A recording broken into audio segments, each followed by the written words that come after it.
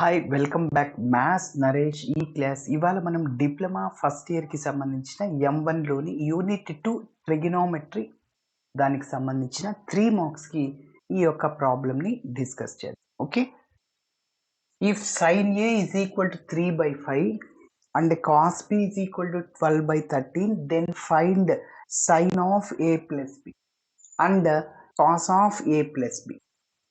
Okay, so ఇక్కడ sine A plus B ఫార్ములాని ఉపయోగించాలి. ఏ ప్లస్ బిని మనం కాంపౌండ్ యాంగిల్ అంటాం. ఓకే, ఏ మైనస్ బి ఉన్నా కూడా, A plus B plus C ఉన్నా కూడా దాన్ని ఏమంటామంటే కాంపౌండ్ యాంగిల్ అంటాం. మరి చూడండి, సైన్ ఆఫ్ ఏ ప్లస్ బికి formula sine A into cos B. ఇక్కడ మిడిల్లో ప్లస్ ఉంది ఫార్ములాలో కాబట్టి ప్లస్ వస్తుంది. Cos A into sine B, కాబట్టి ఇది ఫార్ములా. సైన్ ఏ ప్లస్ బికి ఏంటంటే sine A into cos B plus cos A into sine B. అదే ఇక్కడ మైనస్ వచ్చింది అనుకో, అంటే sine of A minus B, sine A cos B minus వస్తుంది, ఇక్కడ minus cos A into sine B. Okay, సరే. నెక్స్ట్ అదేవిధంగా cos of A plus B. కాస్లో అయితే చూడండి, cos A into cos B, ఇక్కడ ప్లస్ ఉండడం వల్ల మిడిల్ మైనస్ వస్తుంది, గుర్తుపెట్టుకోవాలి. Minus sine A into sine B, కాబట్టి గుర్తుంచుకోవాలి. ఇక్కడ ప్లస్ ఉన్నప్పుడు మైనస్ వస్తుంది. ఒకవేళ cos of A minus B ఉందనుకో, cos A cos B plus sine A into sine B వస్తుంది. ఓకేనా, సరే. మరి మీరు గమనిస్తే మన ప్రాబ్లంలో చూడండి, రెండిటికి మనం ఏమేమి అవసరం వస్తాయి ముందుని కనుక్కుంటున్నాం. సైన్ ఏ ఉంది, అదేవిధంగా కాస్ బి ఉంది, ఇంకేం కావాలి, కాస్ ఏ కావాలి. అంటే సైన్ ఏ నుంచి కాస్ ఏని కనుక్కోవాలి, అదేవిధంగా సైన్ కాస్ బి నుంచి సైన్ బిని కనుక్కోవాలి. సో అవన్నీ ఇందులో సబ్స్టిట్యూట్ చేసి సింప్లిఫికేషన్ చేస్తాను. ఓకే, మరి చూద్దాం ఎట్లా కనుక్కోవాలంటే రైట్ యాంగిల్ ట్రయాంగిల్ వేసుకొని మనం కాస్ కావాలా లేకుంటే సైన్ కావాలా అనేది డిసైడ్ చేద్దాం. చూడండి, సో ఇచ్చిన డేటాని రాస్తున్నాను. Given that sine A is equal to 3/5, ఇక్కడ నుంచి నేను కాస్ ఏ కనుక్కుంటున్నా. ఓకే, సరే. రైట్ యాంగిల్ ట్రయాంగిల్ వేద్దాం ఫస్ట్ రఫ్లో ఇదంతా. మరి కాస్ అంటే ఏంటి, అడ్జసెంట్ బై హైపోటెనస్ అని. ఇక్కడ డేటాలో ఏమి ఇచ్చాడంటే clue sign A. Sign A అంటే ఆపోజిట్ సైడ్ బై హైపోటెనస్. ఇది ఆపోజిట్ సైడ్, ఇది హైపోటెనస్, ఇది హైపోటెనస్. ఓకేనా, సో దీన్ని ఏమంటాం హైపోటెనస్, దీన్ని అడ్జసెంట్, దీన్ని ఆపోజిట్ సైడ్ అంట. మరి మీరు గమనిస్తే పైథాగరస్ థీరంని అప్లై చేద్దాం. అంటే మనం ఏబిని కనుక్కోవాలి, అంటే అడ్జసెంట్ని కనుక్కోవాలి. సో పైథాగరస్ థీరం ప్రకారం ఏమొస్తుంది formula, BC square is equal to AC square plus AB square. AB square మనం ఈ అడ్జసెంట్ని కనుక్కోవాలి, ఎందుకంటే కాస్కి ఫార్ములా అడ్జసెంట్ బై హైపోటెనస్ కాబట్టి. Okay, yes. బీసీ అంటే ఎంత, 5 స్క్వేర్ ఈజ్ ఈక్వల్ ఏసీ అంటే 3 స్క్వేర్, అదేవిధంగా ఏబి అదే మనకు తెలియదు, ఎక్స్ అనుకుంటున్నా, స్క్వేర్. ఓకే, 25. 5 స్క్వేర్ అంటే ఈ 3 స్క్వేర్ అంటే 9, ఇటు సైడ్ వస్తే లెఫ్ట్ సైడ్కి వస్తే -9 అవుతుంది. సో 25లో 9ని తీసేస్తే 16 వస్తుంది. So X is equal to √16 అంటే ఎక్స్ ఈజ్ ఈక్వల్ టు 4 అనమాట. కాబట్టి సో ఇక్కడ 4. ఇప్పుడు మీరు గమనిస్తే కాస్ ఏకి ఏంటి ఫార్ములా, అడ్జసెంట్ బై హైపోటెనస్ అంటే 4/5. ఓకే, 4/5. సరే, నెక్స్ట్ ఇంకా ఏమి ఇచ్చాడు, కాస్ బి ఇచ్చాడు, ఎంత 12/13. రైట్ యాంగిల్ ట్రయాంగిల్ వేద్దాం. సో దీని నుంచి మనమేం కనుక్కోవాలి, సైన్ బిని కనుక్కోవాలి. Okay, yes. మరి రైట్ యాంగిల్ ట్రయాంగిల్ ఫస్ట్ వేద్దాం, ఇదే కదా, ఎస్. ఇక్కడ కాస్ అంటే ఏంటి, అడ్జసెంట్ బై హైపోటెనస్, అంతే కదా. కాస్ అంటే అడ్జసెంట్ బై హైపోటెనస్, ఎస్. ఇప్పుడు మనం ఆపోజిట్ సైడ్ని కనుక్కోవాలి.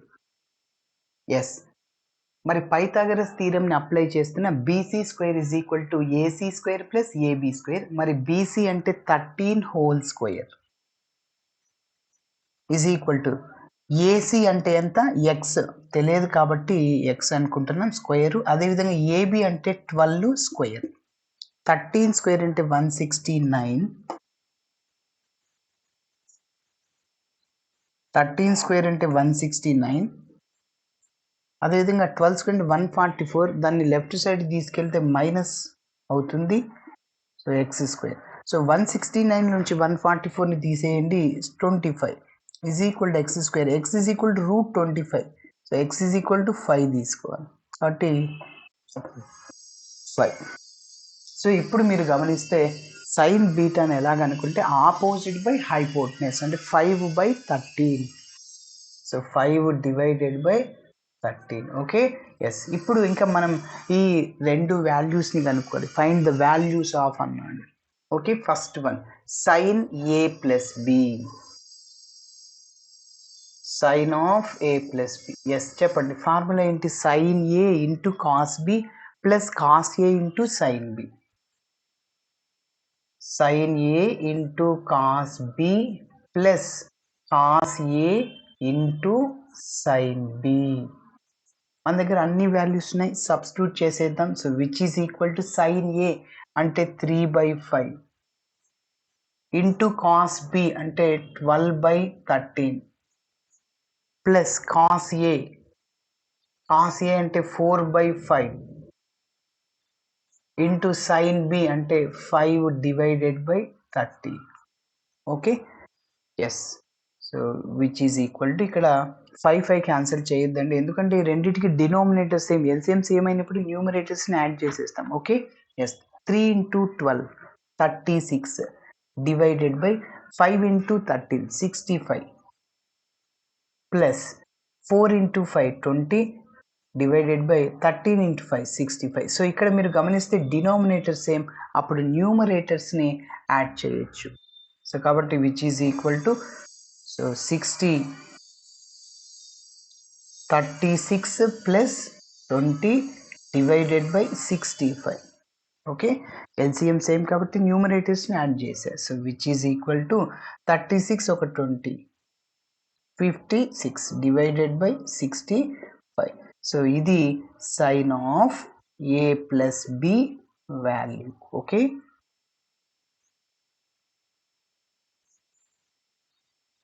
మరి ఇప్పుడు next cos of A plus B వాల్యూని కనుక్కోవాలి.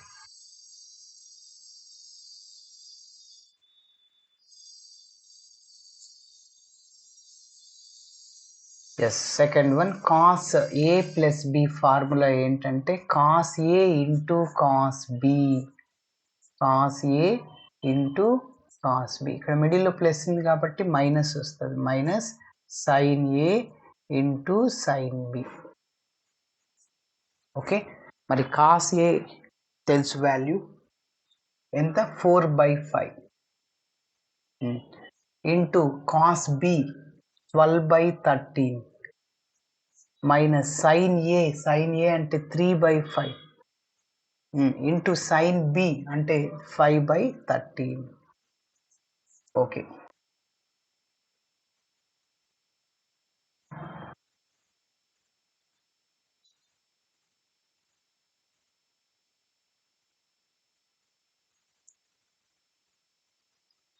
ఎస్ చూడండి. సో కాస్ ఏ అంటే ఇక్కడ 4/5, కాస్ బి అంటే 12/13 మైనస్ సైన్ ఏ 3/5, అదేవిధంగా సైన్ బి 5/13.